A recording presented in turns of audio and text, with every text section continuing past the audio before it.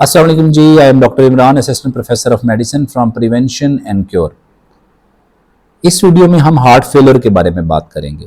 Heart attack के बारे में हम एक वीडियो बना चुके हैं जिसकी डिटेल आप देख सकते हैं। हार्ट फेलियर और हार्ट अटैक में फ़र्क है। हार्ट फेलियर मुमकिन है हार्ट अटैक के बाद हो, और हार्ट अटैक की कॉम्प्लिकेशन हार्ट फेलियर है। आल्दो हार्ट फेलियर की और भी बड़ी वजूहात और अकसाम हैं, सिर्फ हार्ट अटैक की वजह से हार्ट फेलियर नहीं होता। हार्ट अटैक कहते हैं नाली का बंद हो जाना जो कि दिल को शरीयान खून प्रोवाइड कर रही है, उसको हार्ट अटैक कहते हैं। इसकी और भी वजूहात हैं जिसमें नालियां बिल्कुल नॉर्मल होती हैं लेकिन हार्ट फेलियर फिर भी हो सकता है। हार्ट फेलियर किसे कहते हैं? हार्ट फेलियर को डिफाइन तो मेडिकल की लैंग्वेज में बहुत डिटेल से किया जाता है, लेकिन आम ज़बान में और आम लोगों को समझाने के लिए हार्ट फेलियर से मुराद ये है कि दिल के जो पट्टे हैं वो कमज़ोर हो चुके हैं और दिल फैल चुका है। दो तरह के मुख्तलिफ क्लासिफिकेशंस हैं, मैं दो क्लासिफिकेशंस के बारे में बात करूंगा कि दिल के अमूमन दो हिस्से होते हैं, दिल का दायां हिस्सा और दिल का बायां हिस्सा। दोनों हिस्से इकट्ठे भी वीक हो सकते हैं, जिसको बाई वेंट्रिकुलर फेलियर कहते हैं कि दोनों आपके वेंट्रिकल्स, दोनों चैम्बर्स वीक हो गए हैं, दोनों दिल के पट्टे दोनों तरफ के कमजोर हो गए हैं। दिल के दाएं हिस्से की अलग वीकनेस भी हो सकती है या दिल के बाएं हिस्से की अलग वीकनेस भी हो सकती है। किसी खास हिस्से की वीकनेस, पट्टे के कमजोर होने की खास अलामात हैं। अगर दिल के बाएं हिस्से की पट्टे कमजोर होते हैं, जो आपका खून उसके अंदर आ रहा है वो मुकम्मल पंप नहीं हो सकता। खून बाएं हिस्से में फेफड़ों से आता है साफ होके, और वो अल्लाह की तरफ से उसको पंप करके आगे भेज दिया जाता है दिल के जिस्म के मुख्तलिफ हिस्सों में, ताकि वहाँ पे वो ब्लड सप्लाई करे। लेकिन अगर पट्टे कमज़ोर हो जाएं तो वो खून सारा आगे नहीं जाता, बल्कि दिल के अंदर रिटेन होना शुरू हो जाता है और पीछे प्रेशर बढ़ना शुरू हो जाता है। जब पीछे प्रेशर बढ़ता है लंग्स पे, तो लंग्स के अंदर पानी इकट्ठा होना शुरू हो जाता है। इसको मेडिकल की ज़बान में पल्मोनिक एडीमा कहते हैं, कार्डियोजेनिक पल्मोनिक एडीमा, के दिल की वजह से फेफड़ों के अंदर खास जगह पे इंटरस्टिशियल स्पेसेस में पानी इकट्ठा हो जाता है, इसको पल्मोनिक एडीमा कहते हैं। इसकी अलामात क्या होंगी? इसकी अलामात में सांस का चढ़ना, स्पेशली लेटे हुए। मरीज कहता है जब मैं नीचे लेटता हूँ तकिए के बगैर, या एक तकिए पे लेटता हूँ तो फौरन उठ जाता हूँ, दम घुट जाता है और मेरा सांस नहीं आता, तो मुझे 2 या 3 तकिए लेने पड़ते हैं। जब उठ के बैठता हूँ तो कुछ मैं बेहतरी महसूस करता हूँ। या बाज़ इंसान सोया होता है, रात को एकदम उठ जाता है, डर से नहीं बल्कि सांस के रुकने की वजह से उठ जाता है। इसको आर्थोपनिया और पीएनडी कहते हैं। मेडिकल की टर्मिनोलॉजीज हैं कि लेट के सांस चढ़ना और रात को सोते हुए सांस चढ़ना, ये ऑर्गेनिक साइंस हैं। ये मतलब कि दिल का बायां हिस्सा आपका कमजोर हो सकता है अगर इस फैक्टर्स हैं, और इसको इन्वेस्टिगेट करना चाहिए। और इसके अलावा सांस का चढ़ना चलने से भी, अगर आप वो काम जो नॉर्मल कर सकते हैं पहले करते थे और आप उतना काम करने में, वो लाइट काम भी हो सकता है, वो एक्सर्शन का काम भी हो सकता है। इसकी बेस पे इसके डिफरेंट ग्रेड्स होते हैं। अगर तो बिल्कुल लाइट सा काम है और जो आप नॉर्मली कर लेते थे पहले, अगर उसमें भी आपको सांस चढ़ रहा है, या एक्सर्शन करने पे सांस चढ़ रही है, या रेस्टिंग पे भी बटन, आप शर्ट के बटन बंद करते हैं तो फिर भी सांस चढ़ रहा है, या रेस्टिंग पे भी दर्द है, सॉरी सांस का मसला है, ये डिफरेंट ग्रेड्स हैं, ग्रेड 1 2 3 4, इसकी डिफरेंट क्लासेस होती हैं। तो इसका मतलब ये है कि आपको अपने दिल के बाएं हिस्से को चेक करना चाहिए, करवाना चाहिए, अब डॉक्टर से रब्ता करना चाहिए कि खुदा न खास्ता आपके दिल के बाएं हिस्से में कोई प्रॉब्लम तो नहीं है। ये 3-4 अलामात बड़ी स्पेसिफिक हैं दिल के बाएं हिस्से के कमजोर होने के लिए। अगर दिल का दायां हिस्सा कमजोर हो जाए तो फिर क्या अलामात आ सकती हैं? उसमें भी सांस फूल सकता है। दूसरी बात है जिस्म के अंदर सोजिश आना शुरू हो जाए, चेहरे पे सोजिश आ सकती है, आपका पेट सूज सकता है, आपके दिल बढ़ सकता है, आपके पाँव के ऊपर आपके जो टखने होते हैं उसके ऊपर स्वेलिंग्स आना शुरू हो सकती हैं। आल्दो टखनों पे स्वेलिंग्स आने की और भी बड़ी वजूहात हैं जिसपे और हम वीडियो बना चुके हैं कि पाँव क्यों सूजते हैं, उस पर अगर आप वीडियो देखना चाहें। उसकी एक वजह दिल के दाएं हिस्से का कमजोर होना भी है। सांस चढ़ना, चेहरे का सूज जाना, पेट में पानी पड़ जाना, जिगर का बढ़ जाना और पाँव का सूज जाना, ये सारी अलामात आपकी हो सकती हैं कि दिल का दायां हिस्सा कमजोर है।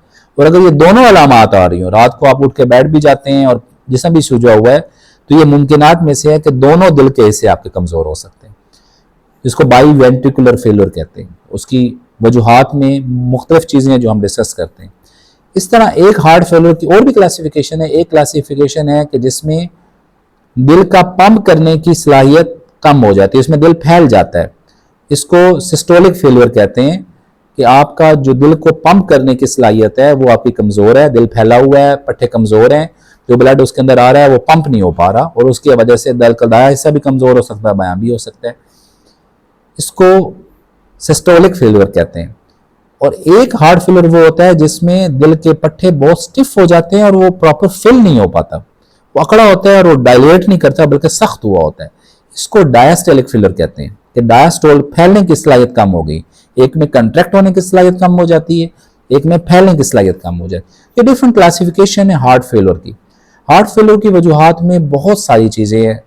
टॉप क्लास तो यही है जो हम हार्ट अटैक के बाद हार्ट फेलियर में जाते हैं। इसके अलावा अगर आपको काफ़ी अरसे से अनीमिया हो, ब्लड की कमी हो, खून की कमी हो, किसी भी वजह से, उसकी बहुत सारी वजूहात हैं, उस पर भी हम वीडियो बना चुके हैं, आप देख सकते हैं। तो दिल इतना ज़ोर से तेज़ से धड़कता है कि आहिस्ता आहिस्ता फैलना शुरू हो जाता है काफ़ी अरसे के बाद। इसके अलावा और बीमारियों में जो लोग अल्कोहल यूज़ करते हैं, शराब पीते हैं स्पेशली, उसकी बहुत ज़्यादा अमाउंट्स लेते हैं, तो उसमें भी दिल फैल सकता है।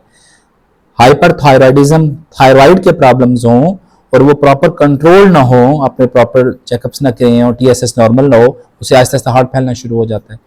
इसके अलावा हार्ट के फैलने में और वजूहात में हीमोक्रोमेटोसिस, जो कि एक आयरन के डिपॉजिट होने की बीमारी है, जिसमें आयरन आपके जिस्म के मुख्तलिफ हिस्सों में डिपॉजिट हो जाता है और उसकी वजह से आपके दिल में प्रॉब्लम आ सकती है। गर्ज के और जिसमें वायरल इन्फेक्शन होती हैं, बहुत सारे बैक्टीरियल इन्फेक्शन हैं, बहुत सारी चीज़ें हैं जो हार्ट के फेलियर का बायस बनती हैं। हार्ट फेलियर को कैसे डायग्नोज करें, सिम्टम मैं आपसे डिस्कस कर चुका हूँ। आप अपने मौलवी से रब्ता करें और फ़ौरन वो आपके हो सकता है 2-3 टेस्ट करेगा जिससे फ़ौरन पता चल जाता है। पहला टेस्ट तो है कि ECG की जाए। ऑल्दो ECG में बहुत ज़्यादा डिटेल चेंजेस नहीं आती, लेकिन ECG आपको डायरेक्ट करती है कि आप इन्हें नेक्स्ट क्या करना चाहिए, कुछ इनिशियल सिम्टम्स आ सकते हैं। दूसरी चीज़ में एक्सरे करें, छाती के एक्सरे में दिल का साइज़ पता चल जाता है कि दिल का साइज़ कहीं बड़ा तो नहीं हुआ। जो वो यूजफुल टेस्ट है वो एकोकार्डियोग्राफी है, जिसको दिल का अल्ट्रासाउंड कहते हैं, उसमें वो डिटेल पता चल जाती है। उसमें इजेक्शन फ्रैक्शन, दिल के पंप करने की सलाहियत, दिल के पट्टे कितने कमज़ोर हैं, दिल का साइज़ कितना बड़ा हुआ है, दिल के चैम्बर्स कैसे हैं, वेल्व्स कैसे हैं, ये सारी डिटेल्स आपकी एको पे पता चल जाती है। इसके अलावा एक ब्लड टेस्ट जिसको ProBNP कहते हैं, वो कम लोगों में करते हैं, स्पेसिफाइड लोगों में करते हैं। उसके जरिए, ब्लड टेस्ट के जरिए भी पता चल जाता है कि हार्ट फेलियर हो सकता है। हार्ट फेलियर को ट्रीट कैसे किया जाए? हार्ट फेलियर को ट्रीट करने के लिए डिपेंड करता है कि कौन सा हार्ट फेलियर है। वो आपका डॉक्टर आपको डायग्नोज करता है कि क्या उसके पंप करने की सलाहियत में मसला है, उसके फैलने की सलाहियत में मसला है, दिल का दायां हिस्सा कमज़ोर है, बायां हिस्सा कमज़ोर है। उसके हवाले से मुख्तलिफ अद्वियात दी जाती हैं जिसकी हम डिटेल यहाँ पे आपको नहीं बताएंगे, वो आपका डॉक्टर आपको उसके हवाले से डायरेक्ट करता है। इसके अलावा जो डेली लाइफ मॉडिफिकेशन है वो मैं डिस्कस करना चाहता हूँ कि घर में आप एहतियात क्या कर सकते हैं। एक तो नमक का इस्तेमाल कम करें।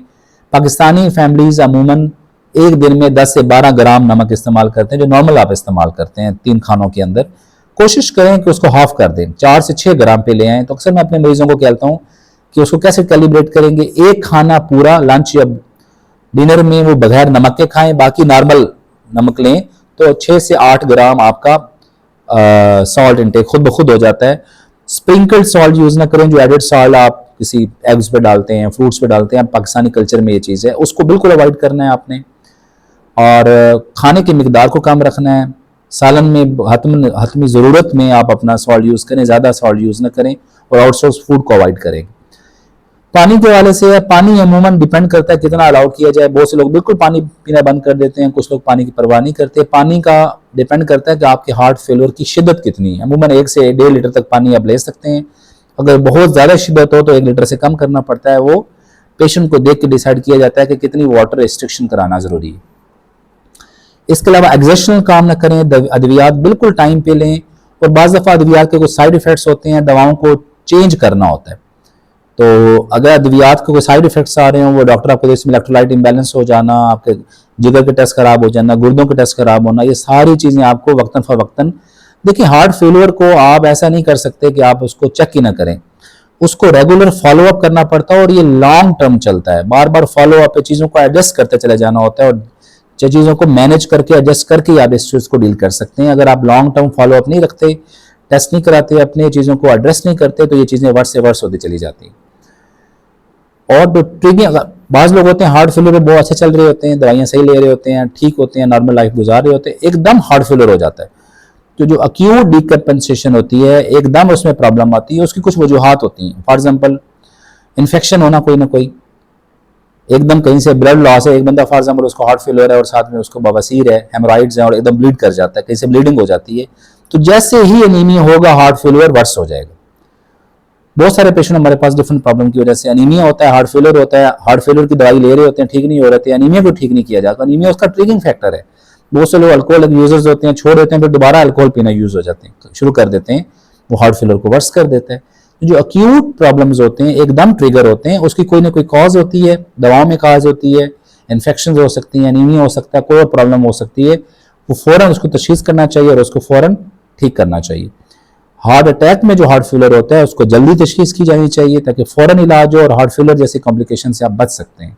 हार्ट फेलियर एक दफ़ा हो जाए तो ये इरिवर्सिबल होता है, आपको सारी ज़िंदगी दवा लेनी पड़ती है, दवाई बंद नहीं होती।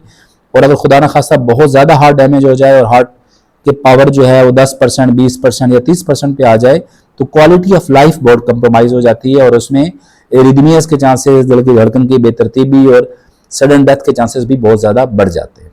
Thank you so much. Please subscribe the channel, जिसमें हमने हर डिटेल्स हर टॉपिक के हवाले से गुफ्तगू करते हैं। अगर आपको कोई और डिटेल टॉपिक के हवाले से कोई नॉलेज चाहिए हो तो आप मुझे पर्सनल इनबॉक्स कर सकते हैं, हम इंशाल्लाह उस पर वीडियो बना देंगे। आप प्लीज़ चैनल को सब्सक्राइब कर दीजिएगा। Thank you so much.